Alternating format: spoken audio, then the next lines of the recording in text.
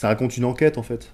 On part d'une bascule existentielle, donc une réaction nécessaire, puis une enquête, et puis la conclusion de l'enquête c'est...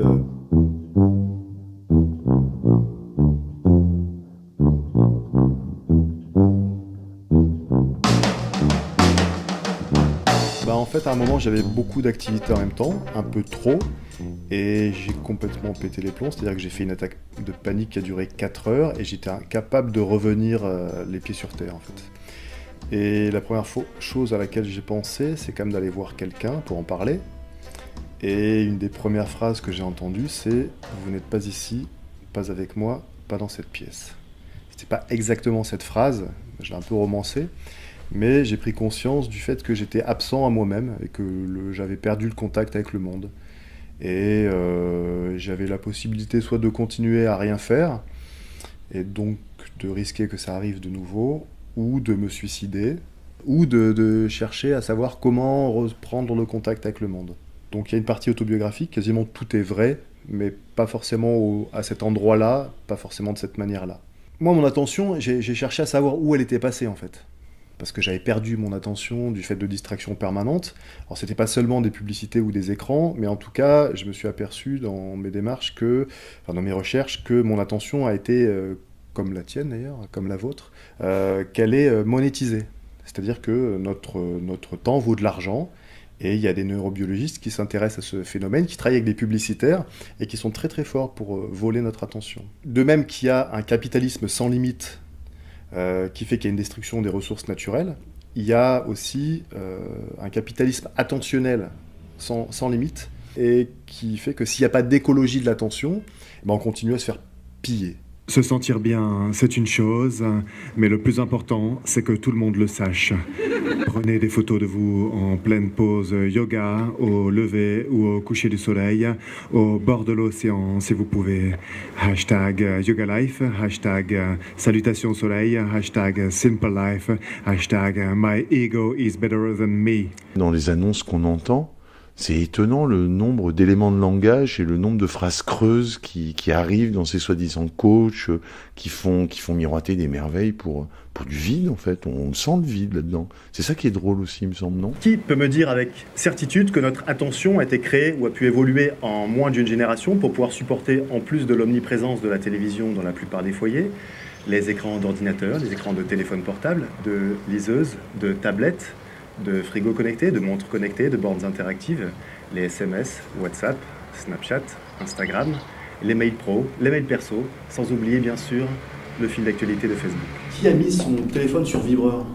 Ceux qui sont sur vibreur, ça vous gêne pas dans une demi-heure, vous saurez si c'est grave. Mais pour l'instant, ça va. Une des causes de la non-attention ou de la moindre attention des gens, ce sont les fameuses notifications. Déjà, je parle du nombre de fois où on regarde son portable. Donc, ironiquement, je dis qu'il faudrait regarder son portable 100 fois par jour. En moyenne, seulement, on est déjà dans une démarche de baisse de ligne de flottaison. Effectivement, les notifications qui nous horripilent plus que les gamins qui déchirent les magazines dans les salles d'attente de dentistes. Donc, j'explique qu'une notification, c'est comme un curly, une pistache. C'est-à-dire que si je donne un curly, une pistache à quelqu'un et que je lui laisse le sachet, il va en manger 10, il va mettre la main dans le sachet. Et c'est pareil avec notre téléphone, en fait. Tendre le bras semi-fléchi, baisser doucement la tête, se tourner sur soi-même pour être le plus feng shui par rapport au monde, et surtout, ne pas être au contre-jour. Avancer la bouche vers l'avant en essayant de faire un sourire en même temps, la posture dite du canard content. Cliquez. Si c'est satisfaisant, faire un petit geste du pouce pour l'exprimer au monde. Cet enchaînement de postures s'intitule « Salutation à l'ego ». Maintenant, nous allons voir la position. Je regarde si je suis indispensable au monde.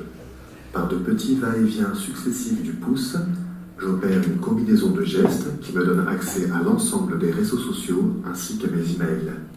C'est ponctué d'interventions sonores, donc ça c'est pas des choses qui sont non plus très classiques, Et puis il y a une partie de textes qui sont lus, parce que c'est des résumés d'études scientifiques, donc franchement les apprendre par cœur, quand on sait que notre attention est monétisée, quand on partage des choses, donc on publie avec des gens qui ont eux-mêmes partagé et publié, donc plus on reste longtemps sur l'application, plus c'est monétisé, on est vraiment là dans la Boétie. Ce qui est important, c'est pas d'aller mieux, c'est que tes amis sur Instagram pensent que tu vas mieux. On suis arrivé à penser que parmi les facteurs de montée de l'inoflottaison, outre les désagréments de la vie quotidienne, habituelle, figuraient la télé, les écrans, les infos en boucle, la publicité, les notifications, l'excès de sollicitations en tout genre et plus essentiellement le manque d'attention à notre propre vie. Le problème, c'est que quand on est devant un écran, en fait tout est fait pour qu'on y reste. Notre attention vaut de l'argent. Notre temps nous est littéralement subtilisé par des prestigitateurs habiles. Le secret de toute domination, c'est de faire participer les dominés à leur domination. Ça vous rappelle quelque chose ? La notification, ça active le circuit de la dopamine, donc le circuit de récompense immédiat, comme un curly ou une pistache, hein. Mais c'est de la calorie zéro, donc ça nous apporte pas grand-chose en général. Les publicités, les notifications et les petites récompenses, comme quand on joue un jeu et qu'il y a des étoiles super belles, c'est très étudié en fait par des neurobiologistes. Et ça active le circuit de la dopamine, donc de la récompense immédiate, comme le sucre aussi, au détriment d'un autre circuit qui est le circuit de la sérotonine, qui là est un circuit plus long activé, mais qui apporte beaucoup plus de satisfaction. On passe de la satisfaction instantanée au bien-être, au bonheur. C'est comme quand on achète quelque chose et puis en fait on est content au moment de le déballer, mais après c'est passé quoi. Quand tu as une notification de temps en temps, c'est pas grave, mais si tu en as plusieurs, tu te mets en mode scan. Et le mode danger, si tu commences à être submergé par ces lignes de flottaison dont je parle, tu peux facilement passer en mode survie. Et c'est ce mode de distraction permanente qui est recherché par les publicités en fait. À partir du moment où tu es en mode survie, tu vas moins chercher à t'extraire d'une situation qui ne te convient pas. Donc il y a aussi un intérêt politique à garder les gens distraits. Ça s'appelle une peur. Alors aux États-Unis, ils ont un truc comme ça s'appelle la peur de manquer quelque chose. Fear of missing out. Les gens, ils peuvent plus laisser leur portable chez eux. Hein. Ça les fait flipper. Si je vous donne un curly ou une pistache et que je vous laisse le sachet, vous allez en manger 10. Dans la vie réelle, ça se traduit par lundi matin, Marc vous a tagué sur une photo, et puis vous allez regarder les autres photos de Marc, parce qu'il fait des jolies photos de Marc avec des jolis filtres, et puis vous allez regarder aussi son fil d'actualité, parce que peut-être depuis samedi, il s'est passé des choses, peut-être dans le samedi soir, hein, et puis vous allez regarder votre fil d'actualité, parce que peut-être que vous arrivez des choses où vous n'êtes pas au courant. Et donc c'est ce curly, cette pistache, il vous aura coûté 20, 30, 40 minutes de votre vie. Ce spectacle, donc tu disais 2 ans, 3 ans entre le moment où tu en as eu l'idée et l'aboutissement. Oui, en fait, il y a eu 2 ans et demi de prise de notes pendant lesquels je continue à travailler comme un dingue, donc j'avais pas forcément du temps. Ensuite, de manière volontaire ou involontaire, j'ai arrêté petit à petit mes activités, ce qui m'a permis d'avoir un peu plus de temps.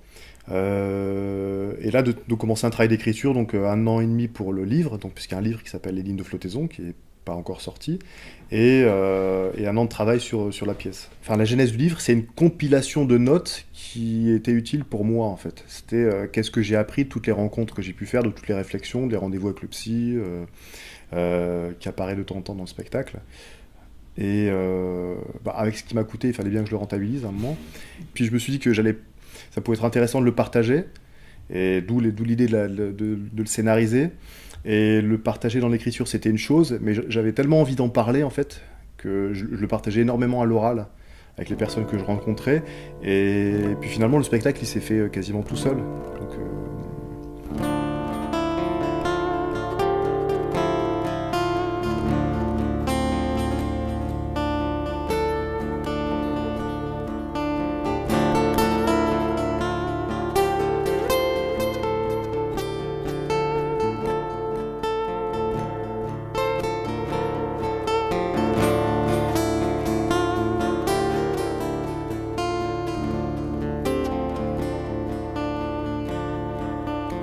on a du savoir chaud qui est le savoir de l'orateur, du savoir froid qui est du savoir universitaire, livresque, sociologique établi, et la revendication politique. Se pourrait-il qu'il y ait un intérêt politique ou économique à surtout pas nous priver, puisque c'est monétisé, mais à nous distraire de notre attention? En fait, tout simplement, quand on vole notre attention, on vole une partie de notre vie. Merci de votre attention.